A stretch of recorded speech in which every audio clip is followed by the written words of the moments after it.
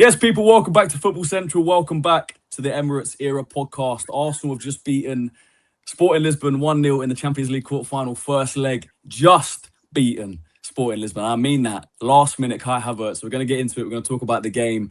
We're talking about the vibe around Arsenal at the moment as well. Obviously, the 2 losses and then a big win tonight. And we'll talk about a bit about the Bournemouth game, the City game. We'll touch on all of it. Joining me as always, I've got Joseph Charm in the building. I got Shea Gunner in the building. And I got Nathan Sayers in the building. Lads! Start. Joseph's clapping it in. Joseph loves clapping in a win. But can I start with this? Can I start with a big statement? I think David Raya is the best goalkeeper in the world right now. Currently, on form. The guy is sensational. Week after week, game after game. He's so good. If I could go back, and I said this, I made a little TikTok video just now, and I said, if I could go back 3 weeks, sneak into Mikel Arteta's house at 3 a.m. Wake him up, shake him, wake him up. Mikel, do not start Kepa in these next 2 games. You must start. You have to trust me. I know what's going to happen. You have to start Raya, please. It could have been a different story, man. Look, it's not all on Kepa, but the way we play with Raya, the saves he makes, bro. Am I going crazy saying he's the best in the world, or do you guys agree? He's listen, hey, look, right. I'll be honest. I haven't seen enough of the other goalkeepers to give a real accurate opinion of it, right? Because that Spain manager he's giving it large. The other 2 goalkeepers are good, but he tried to kind of diminish Raya. And that was a message that Raya sent to say, nah, bro, I'm actually that guy. Like, he's definitely at least one of the best. In terms of big saves, ball distribution, flipping, strength, how he commands the box. It's incredible. And he's not even 6'5". He's not a giant, you know. He's not even like a. Oh, is that 6 foot? Like, he's small. It doesn't make any sense. 6 foot tall, just saying. How good? Yeah, sorry, you know, I'm 5'11" and a half. Not for a goalkeeper. Bro, like listen. That man can save people's marriages. He can save people out of burning buildings. He can save the world. That man.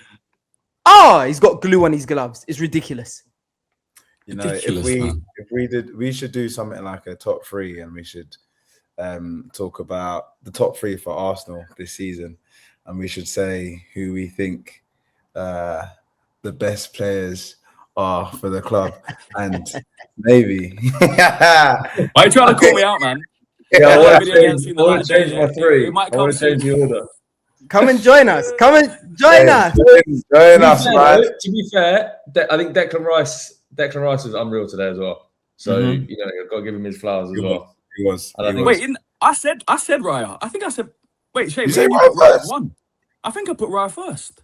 No, you didn't. I think it was Shay and. I think you went Declan Rice because I almost. You might have. I said I think I put Raya 1, man. I think I did. Anyway, people watching not gonna know what's going on. We've done a video ranking our top VAR, ranking our top 3 players of the season so far. All of our top 3 were the same. I think I put Raya 1. Anyway, that video is gonna come out soon, so check it out. But Nathan, talk to me, man.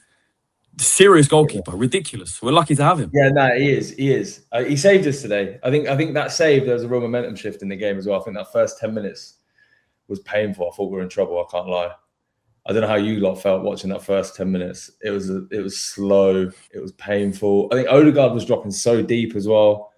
But yeah, that save onto the crossbar. I think after that, I don't really remember him having a chance after that. They had a few. What? Yeah, but on target. He made a couple of big saves. Oh, really? So here's the stats, right? So the numbers are 5 saves inside the box from David Raya, 93% passing accuracy, and 100% like coming out to get the ball. Like it's Joseph came with the receipts, man. I love it. Yeah, he did. He's come with the stats there. I can't argue with that. Up to date. Nah, he was immense. But yeah, I think the game didn't start great, and to be fair, it didn't end great. Well, it ended great in terms of the last 2 minutes, but there was no. Do you know what I mean? The first half, the second half kind of felt the same. We grew into the second half. I thought players grew into it. But we felt a bit hungover. We felt a bit nervous. It was a similar side to side, a bit boring. I think there's a lot to talk about in terms of performances because Ben White, who had a poor performance against Southampton, I actually said before the game I would have started Mosquera. I actually feel more confident when Mosquera plays this season. And I love Ben White. I've been a big fan of Ben White, but recently his performances, he hasn't quite been on it. And after making that mistake against Southampton, I was like, if you can make that mistake against opposition like that, what's going to happen in the Champions League quarter-final? And then their number 26, the centre-back, I can't remember his name now. I spoke about him so much on the stream. Diamonde. What was his name? Diamonde. Yeah. That ball outside of the boot in between. Damn. When I first saw it, I thought that's Ben White's fault. When I saw it again, I thought there's no fullback in the world. There's no one. There's no one. You just have to accept. You just actually have to. Some things that happen, right, that you just accept. Yeah, that's just pure quality, and there's no explaining it away. It's just pure quality, and it was fantastic from a centre back. It was insane. And then David Raya makes. I didn't even know he saved it when I first saw it. I thought it just hit the bar. When I saw that fingertip, I went. That's when I thought I need to go back 2 weeks in time, sneak into Mikel's house, wake him up.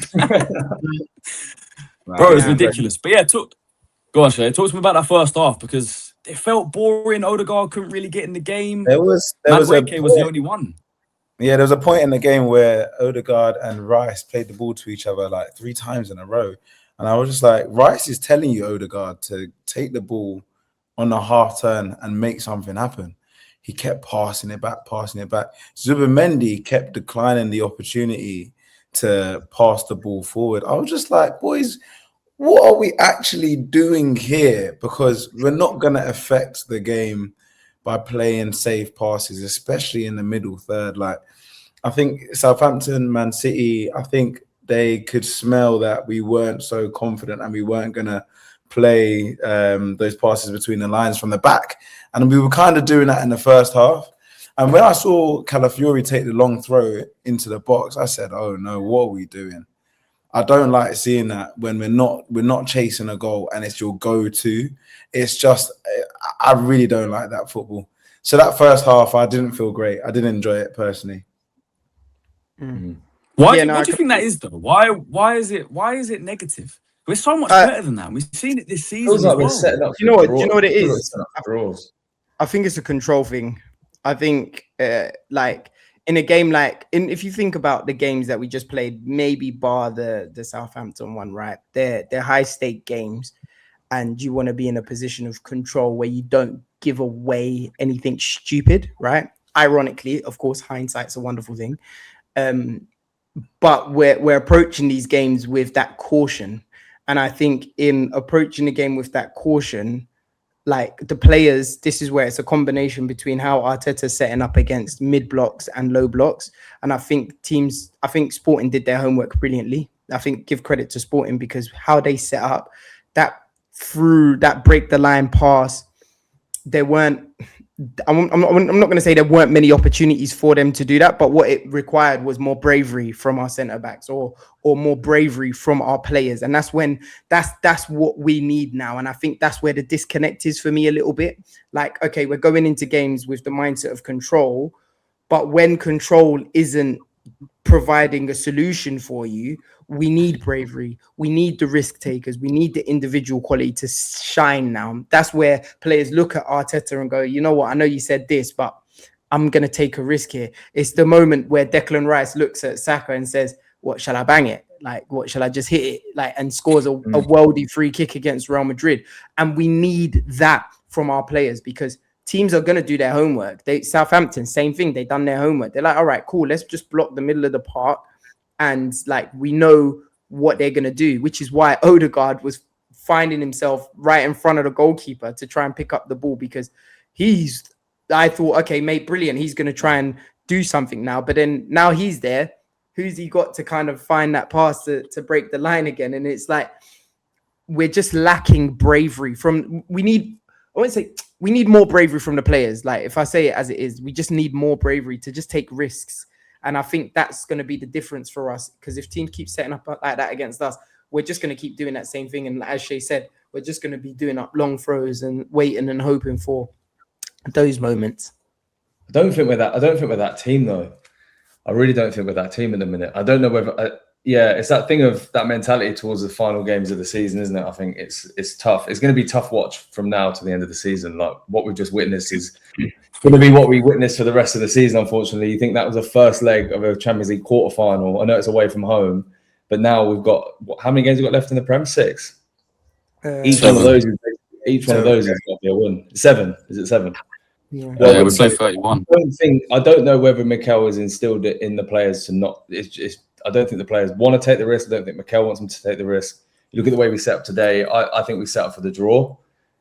I think the players have it in them to take that risk. I think if they were going to do it, they would do it by now. I just think it's a mentality thing that none of them want to be that player. And I know you go back, Jay. You go back to that Declan Rice free kick. That's from a dead ball. Like that risk, it's not really a risk. He's always going to hit that ball edge of the box. I just can't remember a time when these players are taking that sort of risk. No, 100%. But I think when you look at this, is why Max Dowman is so exciting to watch at the moment. Yeah. Because he isn't restricted by the fear of making a mistake, because he's probably got more license to make a mistake, right? At the stage of his career, people will be a lot more forgiving. And this is where I don't think it's completely on Arteta and more on these players actually being a bit braver, because the quality that we've got in the team, like they should be able to be like, I can override a decision here. And yeah, I might get a bollocking, but at the end of the day, I need to try something. And I think you saw it today in Martinelli's performance. And for some reason, when he comes off the bench, he's a lot more electric. Like we all know this. He came on and he took a risk. I don't think I can count on one hand how many times I've seen Martinelli make a pass like that. Right? Let's be completely honest. Like it just doesn't happen. He usually goes by line, turns around, and then passes it back or tries it. So we just need those moments earlier on in the game. And then like we get an early goal. I can't remember the last time we scored early, bro. Just score early. Just try and score early. Like, give them headache, and then like be on top of them. And then the game, their shape has to change. I think what frustrates me more than anything is I know how good these players are.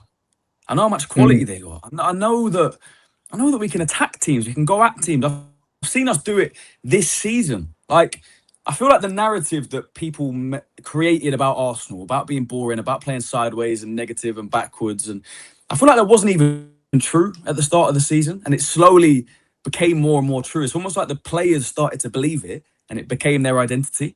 Like start of the season, we were putting teams away. We were winning games. We weren't conceding shots, let alone goals.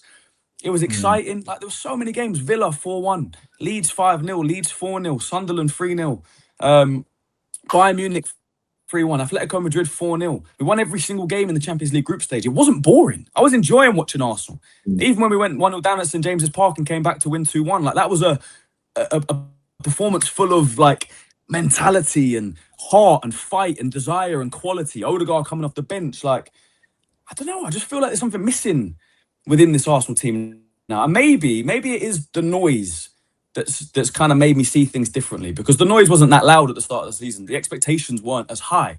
The quadruple talk, which was never going to happen. I never said quad. But that talk started about how good is this team? Could they do something seriously special? Then that died because we lost the Carabao Cup final. Then the treble talk. Could they match what two other teams have done only two other teams have done in history? Are they that good? Then that didn't happen. So then I think a lot of fans are starting to think, well, how good is this Arsenal team? So I think even my kind of view on this Arsenal team is skewed, because I don't know how good they are. I don't know what they're going to win. The season isn't done yet. We might end up with nothing. We might end up with a Champions League and a Premier League. Might end up with a Premier League or Champions League. I don't know yet. So I think every time I watch Arsenal, I'm still judging almost how good are they. Yeah, I would take that sporting result with a pinch of salt though, because that's their 5th loss all season. And we've said, how good are we? We've only lost 5 games, and they've been unbeaten at home for the last 14 games. They've beaten PSG. We know how PSG are a fantastic team. So I would take this result with a pinch of salt and try to. I know you can't, but I would almost look at that side without Raya as a different team in a way, and judge them separately to the Carabao and the FA Cup performances. Yeah, that's true. Still a bit familiar in terms of not being able to move the ball as fluidly and the passes being slower. But today, I think we had a bit more control than we did in the Southampton game. And in definitely the Carabao Cup game, that second half, we hardly had the ball.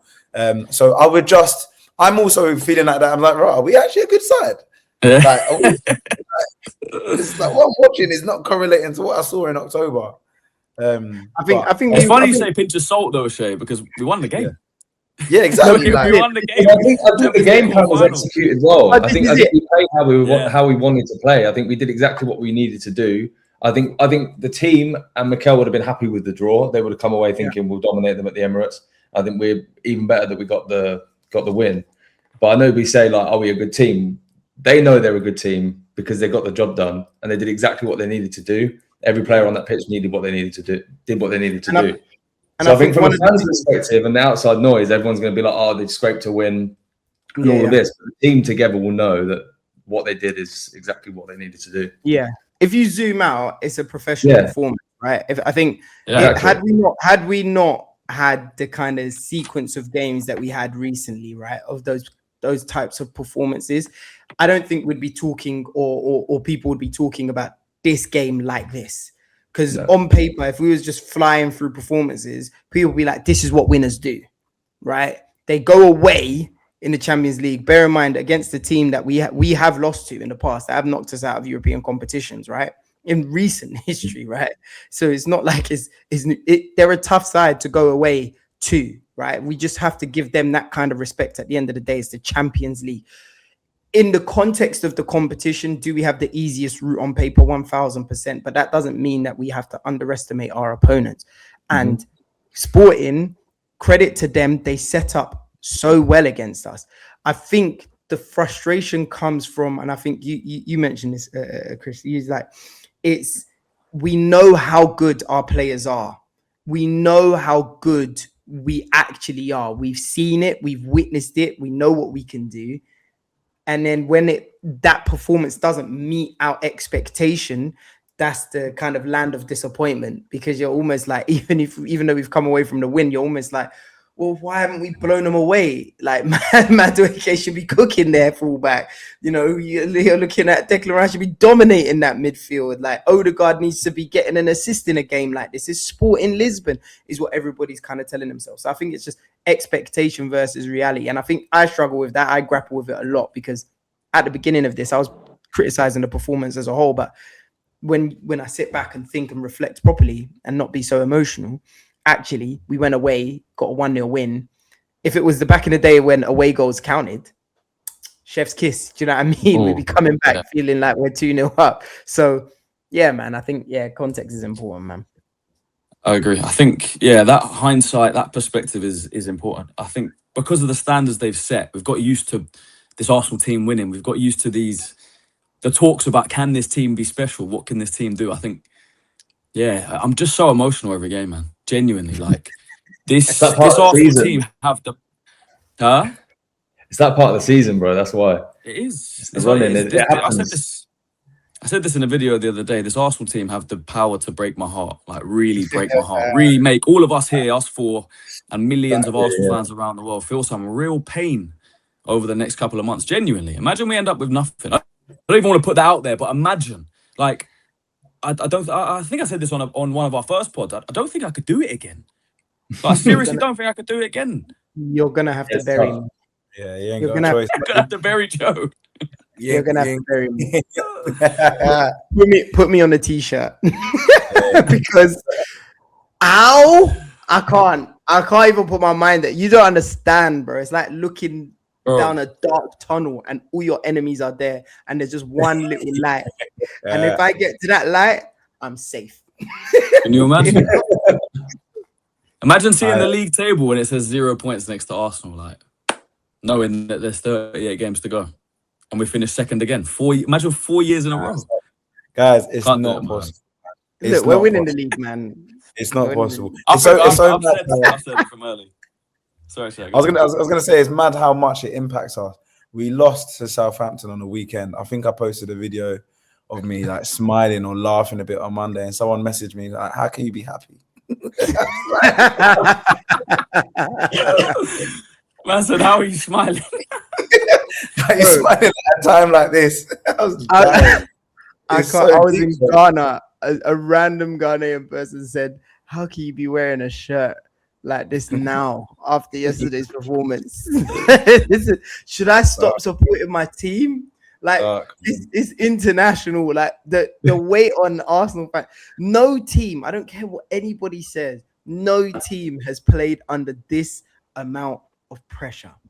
This is why I have so much respect for those players. Not a single team. I don't care. And none of Alex Ferguson's teams, none of Pep Guardiola's teams. And you know what? It's a combination of wild takes from our fan base. It's a combination, not just from that. It's a combination of us not winning a major trophy. And by major trophy, I mean a Premier League. Obviously, FA Cup's major, but like not winning the Premier League, the big two, right? The Premier or the Champions League or a European Cup.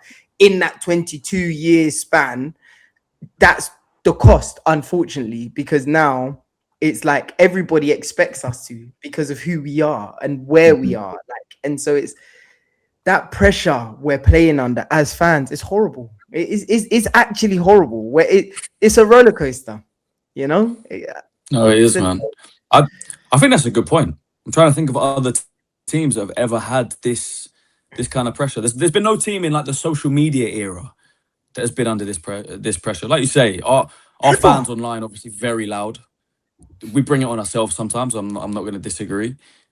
But yeah, man, I think also the team finishing second 3 times in a row. There's going to be pressure. I was going to say, there's not many other teams. There's not many other teams that have done that either, is there? Really, like a lot of teams come second and then the last team to do it, Nathan, was Arsenal.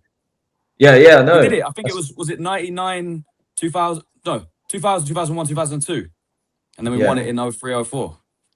Yeah. So but context. Is that right, or it might be before that? This is the thing. Context is so important, guys. Context matters, and I'm someone who I'm quite pragmatic when it comes to these things. Right? People say we bottled all of those ones. Like there's actual justifiable reasons. Right? The only one of the 3 is probably the first one I'd take as a bottle, quote unquote bottle. And I don't even think it's bottle. We overachieved. We went in there. We didn't have the squad depth. We didn't ever think that we'd be in a situation like that. The second time we challenged, right? We went all the way to the wire. You're basically asking us to be perfect. Liverpool done it a couple of times with City where they got 97 points and never won the league, right? So full respect to City being at the... it's insane. And the third time, we were riddled with injuries, coupled with poor performances, and we were never in really a pole position where you would say that. It's expectation that is causing us to be in this position where it's like, well, everybody going into the season, the last 2 anyway, we're going in saying, well, it's Arsenal's turn now. It's Arsenal's turn now. And when you don't meet that expectation, it's like, well, you bottled it then, didn't you? And it's like, but have we though the last 2 times really in the grand scheme of things? I think obviously, when you're talking about other competitions, then you can start talking about, well, why didn't you prioritize winning some of these other trophies along the way? But again, we've created that pressure. That pressure has created it. I think rival fans, we're at the point now where your enemy's pain brings almost the same amount of joy as your team's wins. I genuinely think we're there now, where it's equal. Tell me about it. It's actually equal now. You can't even 30-yard screamer from you. That's a 30-yard. Your brain can't tell the difference in which one it is. Like it's the dopamine release, isn't it? The dopamine is equal now. I swear to God. That's what we are now. Hate watches are incredible. Like it's exhilarating when your opponent loses. Spurs go. I think Christian. I think you put the content out, right? We're quad still on. If Spurs get relegated, Spurs get relegated. What? That's huge. Like that's like City getting docked points. This is a win for me. Like, agreed. You know what it is as well, because there's no pressure. Do you know what I mean? If I watch Spurs and they win, it's like they won. But if I watch Spurs and they lose, it's amazing. If I'm watching Arsenal and they lose, it's disaster. If I watch Arsenal and they win, do you know what I mean? The jeopardy on both sides is huge. Whereas if Tottenham win or Man City win or whoever, I can get over it. I can forget about it. If Arsenal lose, it's different. It's more pain. I agree, man. I think it has balanced out. Your own team winning is now, it almost matters just as much or feels just as good as when the rivals lose. That's actually crazy to say. I think that's happened now because really quickly, social media era, right, or 100%. football fandom has become so much more. So trolling has become way more widespread. Like before it was restricted, before it was restricted to your group of people, right? Yeah. Like my cousin, my brother, my dad. Like I'd hold corn from Man United, maybe a couple of people. That now it's thousands. Now it's I can't post anything without people sending me. Southampton admin responded to someone's comment and said, "Quadruple still on." Man United posted the video of Patrick Dorgu scoring a screamer on the day that we lost against Arsenal, and said, "What do you think about this goal?" Like, it's just, I hate them for it. I was like, that's genius. I was like, I hate your guts for that, but you know what you did. You know what you Man United's admin. If you ever come across this, you're on my list, and if I ever find out who you are, don't worry about it. I'd love Arsenal to do some of that stuff, man. I feel like we're a bit nice. We wouldn't do that. We don't want to get involved in that stuff. It's because we're too cool. We're too cool, man. We are. And we are. I'm not mad at it because it just, and I think that's why they hate us so much, because they ain't. The fans do the work that the club should be doing. It's true. It's true. Honestly, our fan base online, we're the funniest. We make the best content. Like if we're being very, very, very honest, like, come on. Like, what are you talking about, man? I agree. I just Googled I went to get my facts right. So the last time Arsenal went second 3 times in a row was 98, 99, 99, 2000, 2000, 2001. And they won the league 2001, 2002. And then obviously they didn't win it the next year. They won it the year after that. So they've never gone back to back as well. In terms of winning the league 2 years in a row. But let's get back to this game quickly. I want to talk about Odegaard, because he's a player that I loved, man. Martin Odegaard was I think was more the word. One of my favourite players. I rated him so highly. PFA Team of the Year 2 years in a row, which was 22, 23, 23, 24. And then the injuries, man. The injuries have hurt him so much. Knee injury, ankle injury, shoulder injuries, not being able to find form, not being able to be in the team consistently. Maybe the system outgrowing him a little bit, losing a bit of his physicality. I watched him on that pitch today, and I watched him against Southampton. I think he was right against Southampton. I don't need to talk about that game. But today, just doesn't quite look up to it physically. And maybe it is a confidence thing. Maybe it is something that he will get over. I'm just slightly worried that might be him now, that the injuries have hurt him that much, that the confidence is gone. Physically, he's lost it. I hope not. I hope in a few weeks we're seeing Odegaard back to his best. Because if we can get Odegaard 85, 90% of the player that he was in 22, 23, 23, 24, he's going to have a massive role to play. And to be fair to him, he has this season. There's been games. Aston Villa had a really good performance. Was the other game? Brighton scored a banger from outside the box. Good performance. Bournemouth, he played really well. There's been moments this season. I remember making a video early this season saying Martin Odegaard's back. This is what we want. This is the captain. But obviously injury problems again, and he fades and he comes back. And with Eze there now, I think Eze's in our strongest 11. So how are you guys feeling on Odegaard? Maybe not just the performance tonight, but in general, will we see the best Odegaard again in an Arsenal shirt? Oh, captain, my captain. This is one thing we need to tell all of the Arsenal fans. Yeah. Too fickle with our players. Far too fickle. But it's been a long time now, Joe. Just a couple of games from Odegaard. Hear me out. Go on. Right? Martin Odegaard has literally just come back from injury. And he's been in the team. And he's done, as you said, he done all right against Southampton. He's feeling his way in. He's back in at Sporting again. Got some time in. Is it the Odegaard that is at his level? No, it's not. But we've got many players in our team that are not at their level, right? We can look. He's a captain, though, man. That's why I'm talking about him. He was on that pitch today as a captain. I tell you what people want. People want him to shout and scream and do Matthew Flamini, like as in like shouting instructions, but maybe not like put in the full performance of anything. Martin Odegaard, if you go and watch his performances, right? Granted, he hasn't been at his best, and I accept that, but I defend him because he's a leader, and he still is a leader in that team, 100%. But does a leader get hooked more than any other captain in the Premier League. When we were 2-2 against 2-1 down against Man United at the Emirates this season, the captain gets taken off. When did you ever see that? Patrick Vieira would not get hooked like that. Can I be honest with you? Arsenal have a very odd relationship with captains. I'll be completely honest with you. Since Patrick Vieira, we have not had captains that you would look at and be like, this is a captain. Obviously, we've had leaders in the past, like your Thierry Henrys and so on and so forth, but there's a pattern of he's captain for 1 year, sold the next year, captain for 1 year, sold the next year. And like, we've got a strange relationship with captains. If you look at our, like, really, who was the last one that you looked at and you were like, yeah, you are proper captain from start to finish? And it is actually Patrick Vieira.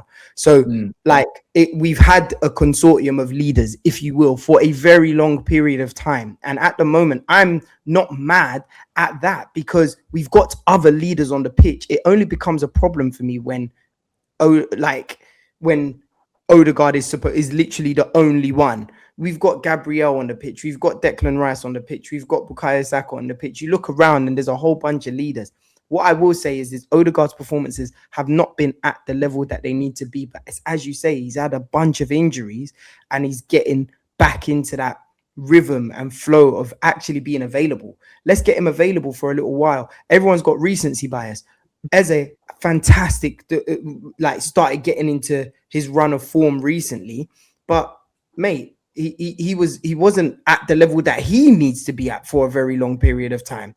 And we can't forget that. That recency bias is a real thing. Like, we look at Eze and everyone's just like, oh, yeah, no. But it's not like Eze didn't have a run of games. He had a run of games and it wasn't his level. So, like, everyone needs to just settle down and support and back our captain because this stuff gets to the players. The players see this stuff. And then it's like, imagine you're a captain and you can feel your fan base's lack of belief in you. From minute one of this season, people saying, oh, give the armband to Declan Rice.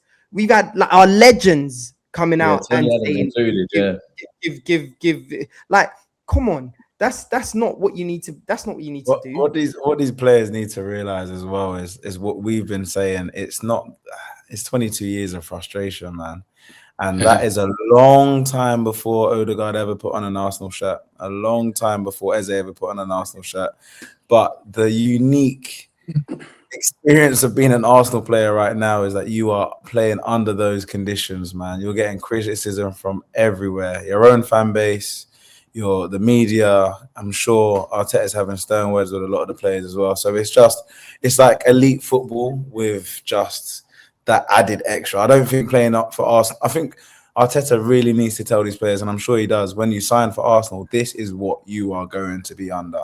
And have the players tell them and say, if you're down for that, and if you've got the mentalidad to play under those conditions, then you can. And I think these players do, man. Like, yeah, the performances aren't amazing, but they're still coming out and they're giving, I hope, their best. But yeah, man, we're impatient, man. We want that league title. And everyone's looking for a scapegoat, and I think Odegaard is the latest one. Everyone is looking for someone to explain away. Kepa is the latest. Kepa is the latest for sure. Yeah, but scapegoat is Kepa wasn't a scapegoat though.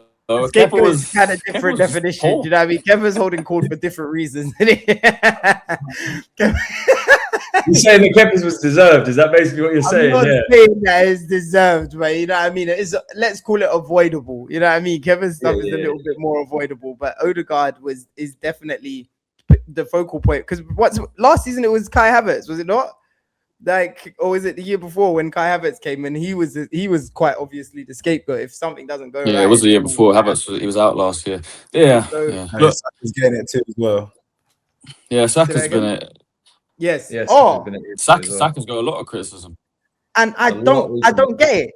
I don't get it. Sorry, boys. I'm just ranting and getting stuff off my chest. That does my head. That's cool, man. That's why we're here. Bukayo, like our guy, like, I get it. It's not his level. We can acknowledge that, but support him. If anyone deserves all of our support, it's him. And I'm tired of rival fans as well talking about him. Like, he isn't the benchmark right now. Every single year in the Premier League, someone is compared to Bukayo Saka. It's not anybody else. We don't hear, what about this person versus this person? It's all do you know what I've never heard? I've never heard Phil Foden or Cole Palmer. I've always heard Foden or Saka, Cole Palmer or Saka and Sanchez. Not even in just the Prem, Joe. Like, it's They exhausting, bro. compare Elise to him all the time. They compare. Do you know what I mean? Every right winger around Europe is compared to Saka. Hey, listen. Let's chill out, yeah. let's chill out, yeah. No one is a bigger fan than Bukayo Saka. He arguably might be my favorite ever Arsenal player. Let me be clear. So there is some bias here. There is definitely some bias. Of course. But the criticism is too much. It's like everybody desperately wants him to fail so that they can say, I told you he's overrated. But he every challenge you put in front of him, he's succeeded in. Like, he's just having a bit of a stop-start season. It's not his level. Last question on Odegaard, Nathan. I want to ask you. I think the question is, do you think there'll be a time where we see Odegaard starting in the team consistently and performing week in, week out?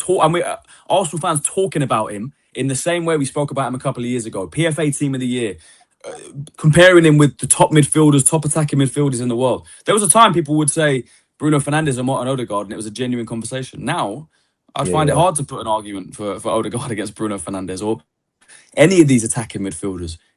Is that player still in him, or have the injuries and whatnot? Has it kind of gone too far? I think, listen, that is beautiful player. I love watching Odegaard play football. Even seeing him back today, I know he's picking the ball up really deep and stuff, but technically unbelievable football player. But I think it's past him personally. Sadly, I wouldn't want him starting over Eze if Eze is fully fit, which is sad. And I don't know where the captaincy goes from there, whether he stays in the summer. But like you why do you think that is though? What is it then? Is it the injuries? Is it confidence? Not the injuries. I don't think. When was he out? Like, when was the last time he was out with a proper injury? When was he not out? He's been out about 6 times this year. It's just now. He just come back. He just come back. Southampton game was first game back. Yeah, I think it's got to be the injuries. It's got to be time out the squad. I don't know if the squad's outgrown him. He had that link up with Ben White, Saka on the what season was that? 22, 23. Yeah. Ben White's not starting all the time. You've got Timber now, who's probably better defensively, but not so much going forward. So I don't know. I just don't see it in him anymore. He's still got it, but he's not that risk taker that you need in a 10 either. I don't think. Yeah. Look, we will hope he can get back to his passes. And like Shay said, passing it back to Declan Rice about 3 times as well, when he should be just taking it on the half turn and driving it forward. Is that confidence? Apparently, there was a moment. I saw something on Twitter about there was a moment between them two, like. Literally, back. He just kept passing it back. I was like, nah, look at me, man. But that's also kind of like we said, that's kind of how the team feels at the minute, though. That every player is kind of playing like that, under that pressure. They all feel like they're under the microscope a little bit. So I don't know. It's tough. It's tough to call it, but I'd be starting Eze if Eze's fit. So I think that says a lot. One guy, and to be fair to him, is actually taking his chance a lot in the Champions League this year. I think the first 6 games he played, he scored in every one off the bench. You remember he is Brazilian today, Gabriel Martinelli. When he did that little shimmy, just before he cut in to pass to Kai Havertz, he did the little Martinelli shimmy shuffle. I was thinking, come on, it's like 90 minutes on the clock. 2 minutes added time. Where did you ever see 2 minutes added time, by the way? What was that about? I was obviously 0 in the first half as well, by the way. Crazy, bro. And then he cut in. Let's wrap this up. That ball into Kai Havertz. First of all, Kai Havertz brilliant run. The ball was on the money. Kai Havertz cold. I said in my video as well, it looked like a player that he thinks he's offside. Do you know when they put the flag up and they think they're offside? And they're like, and they just put it bottom corner because it's like easy. Yeah. That's what it looked like. I don't think he thought he was offside, but he looked so cool in that moment. Keeper came rushing out, just slotted it past the bottom corner.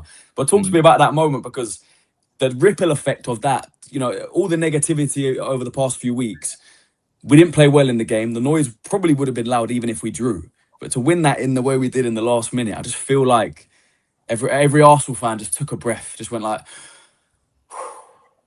Yeah, so, the saxophones aren't as loud now, man. The saxophones are getting a bit quieter. It's not, honestly, I felt so happy when Zubimendi scored. Then to find out it was offside, I was just like, man. But then that goal from Havertz felt honestly great. I shouted at full time. I was just like, the last 2 games, we probably haven't forgotten just yet, but I just feel lighter. We all probably feel a bit lighter. And then we can imagine what the players are feeling lighter. You go into the Emirates and we're still feeling what we felt against Sporting, and then we're going to support them, and hopefully it's another good result, and then we're getting that momentum back. I felt we were at risk of losing momentum at a critical point in the season, but I think we could get that back. So it feels great, man, genuinely. Joe, talk to me about that moment. It could have a massive, like Shay says, everyone at the Emirates on Saturday now would be going with a spring in their step. Let's go and beat Bournemouth. Whereas the vibe, if we had drawn, don't get me wrong, a draw wouldn't have been the worst result in terms of the Champions League, but 2 losses and a draw, maybe we're losing momentum. It's a big moment. Yeah, it was. Do you know what it is? It's a sigh of relief. I think for me more than anything. I think it's just shake the kinks out the armor. Do you know what I mean? Like, yeah, we've had two losses. Now let's get back to what the priority actually is, right? Which is the Premier League, which is the most important for me at the moment in terms of focus. We're so close to it. It would be stupid not to. And I get the sense that we are prioritizing that as the competition, right? Otherwise, I think we would have seen stronger sides in the other competitions as well when we've, lined up. But I think going into our next game, we've got a little bit of less. We've got less pressure on us. Because that goal now, okay, cool. We know that, all right, we've got the advantage when it comes to Sporting coming back to our ground now. We would have had the advantage if it was 0-0. Now we've got a certified advantage going in there. Now we just need to do our job. We can put more effort, more oomph into that without worrying about the Champions League. It's a game that, again, on paper, you look at and go, we should win this comfortably. Now it's just up to the boys to actually deliver that. And I think Nave said it. It's just like, look, man, it's going to feel difficult. It's going to feel hard. Every match is going to feel like tense from this point on. But I also feel a sense that we're going to be all right. Like, we're going to be comfortable with a lot of the victories that we've got coming up. I actually think we're going to beat Man City. There, I said it. There, like I said it. I actually think, I said it. Don't ask me to explain. Don't ask me to what data points I can use to point at, but I can't describe this feeling I've got in my gut right now. I think we're going to do City over, and I think that's going to be a huge moment and a huge sigh of relief for Arsenal fans. And I said it, and I said it first. Don't, because you'll start convincing me and I'll get too confident. I'm trying to be a bit more level-headed at the minute, but you get me excited. It's like that video. I'm not gonna lie, I'm starting to get a bit nervous. Yeah, you know what I mean?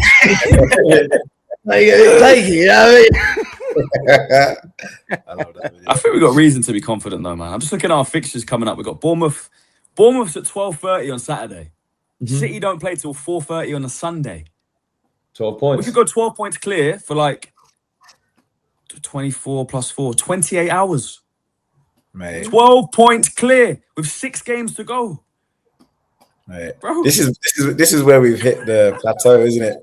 We've not allowed ourselves to get to double digits in terms of a lead. So if we can break that, even though it's only going to be for 28 hours, mate, that would look nice. That would look nice, isn't it? That would look good. Would look lovely. Nathan, Nathan, how you feeling about that Bournemouth game? Bournemouth. I'm more confident now. 12:30 Saturday. I'm more confident now. I was honestly just gonna wait and see what happens. I think it's a game at a time at the minute. I really try and think of it like that. I don't try and think about it too much before the game. Don't try and build it up in my head too much. I get too emotional. I think going in now, I'm going to be more confident. I think we'll get the victory, but like I said, I think it's going to be a tough watch every game from now. But it's going to be anyway. Emotions are going to be high anyway, and it's not. We're not expected to win this thing easily. Every game is going to be difficult. Every other team we come up against has got their reasons for winning, so it's going to be. Yeah. It is going to be hard. But the City have got the same. City are facing exactly the same battles that we are. Imagine that pressure though. Imagine being 12 points behind and you're going away to Stamford Bridge. Chelsea, by the way. The problem is with the City at the minute think it's the same as when United came to us at the Emirates. City can kind of just enjoy playing football and they can just hope that. I think if you're 12 points behind, that's how I feel. Yeah. When I see them play football, and I see the result that they played that they got against Liverpool at the weekend, I feel like they're just going to enjoy playing the rest of the season. Do you not think it's different? Do you not think it's different? Because I watch Arsenal in the cups. They're a different team to Arsenal in the Premier League. Yeah, no, 100%. I do agree with that, 100%. But then in that sense, that they're on the hunt, aren't they? So Joe's going to get me excited about the Etihad game, but they are on the hunt. Win their game in hand, beat us at the Etihad. It's down to 3 points, boys. Unfortunately. Look.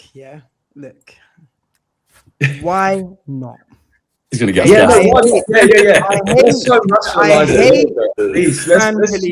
hate the fan police that try to come in and go, oh, you can't.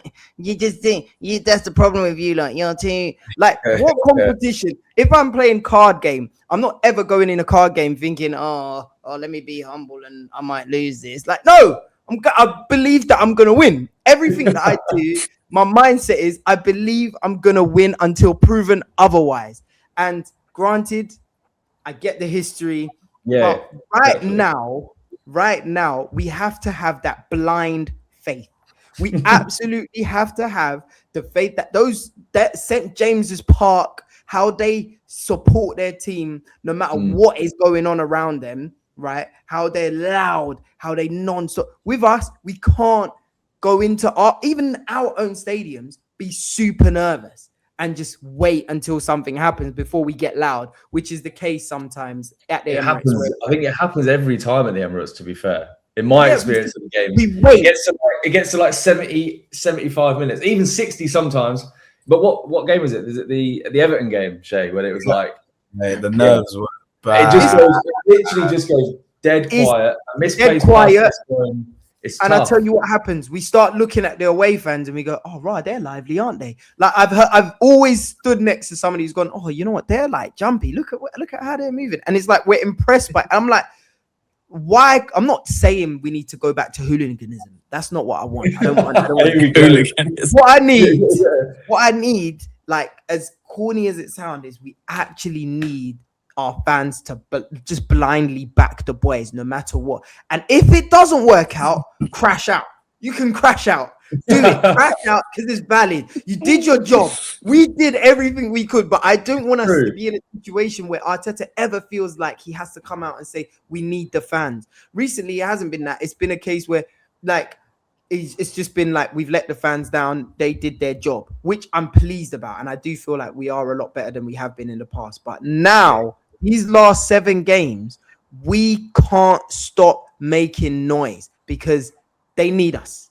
They actually need us. And it doesn't matter how they feel about it. We're nervous, bro. We are nervous, man. Like, I like the energy, bro. I love the energy. But you get there and you're 60 minutes in and you're like, oh, we just need this title so badly. Nerves take over, man. Let me help you with this, Shay. I got you, right? I used to work it. I was a learning consultant. Did you know, this is scientifically proven, you can go and chat GPT for yourself, that nervousness and excitement give you the exact same physical feeling. It's what you tell your brain. So if you're actually nervous in a situation and you tell yourself you're nervous, it manifests itself in nervous energy. And that's what it hinders your performance and et cetera, et cetera. But if you actually tell yourself you're excited, you actually trick your brain and rewire your brain into thinking, oh, I'm excited, I'm up for this. And you can channel it into something more positive. 70 minutes in, I'm so excited that we haven't had a shot on target. I'm so excited. I'm excited. Come on. Give me more of that. Hey, no, you in the changing room, Joe, man. Arteta needs to get you in, bro. Get me in like the photographer. Yeah, this is my club. They need to get photographer Stu back in there. Do you know what I mean? I love this. Do you know what I'm sure he is, man.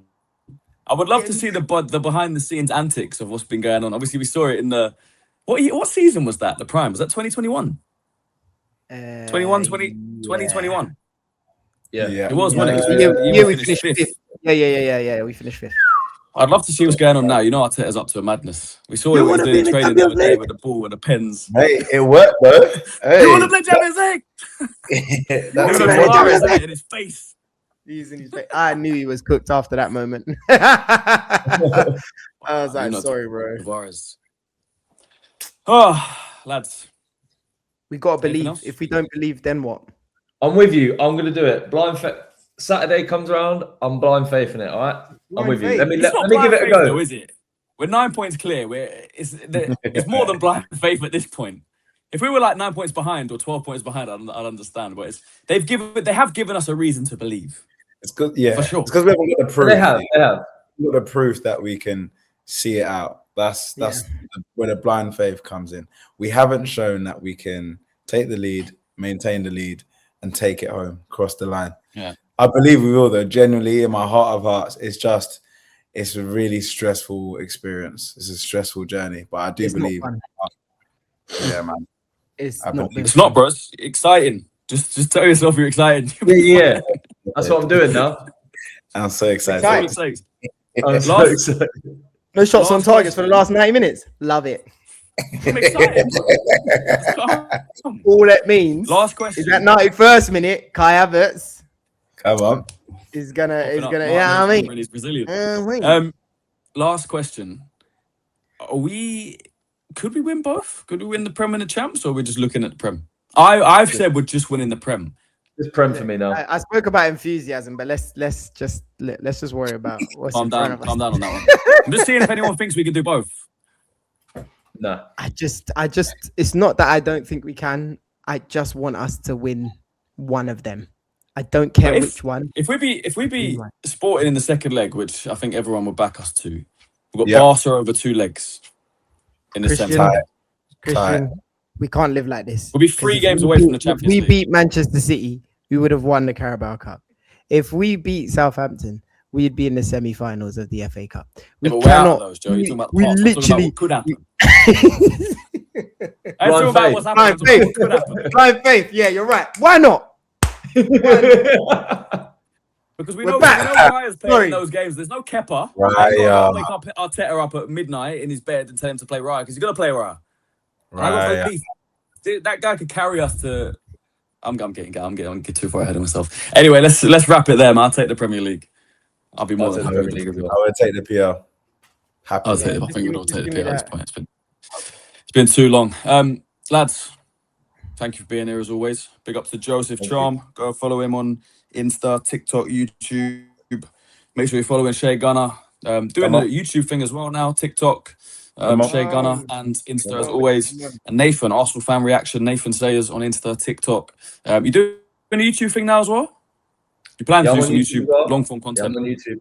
On YouTube as well. Is that Arsenal fan reaction or Nathan Sayers? Nathan Sayers. Come on. Make sure you're following everyone. I put the ats in the description. Everyone, big up for because what Nathan Sayers goes. There you go. We'll end it on that one, boys.